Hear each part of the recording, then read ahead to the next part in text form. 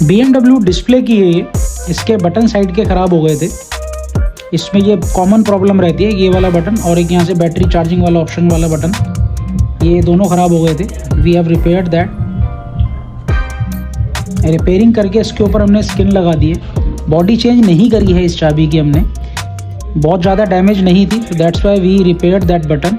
और हमने इसके ऊपर सिलिकॉन कवर लगा दिया की केयर ब्रांड का। तो नाउ यू विल लुक कि प्रॉपर तरीके से, जेन्युइन तरीके से रिपेयर भी हो गई है और कुछ ऐसा लगेगा नहीं कि हमने आफ्टर मार्केट इसमें कोई छेड़छाड़ करी है। किसी भी भाई को BMW की डिस्प्ले की रिपेयर करानी है, you can contact us, you can visit us, Pankaj graphics and keys, Srinagar, Delhi.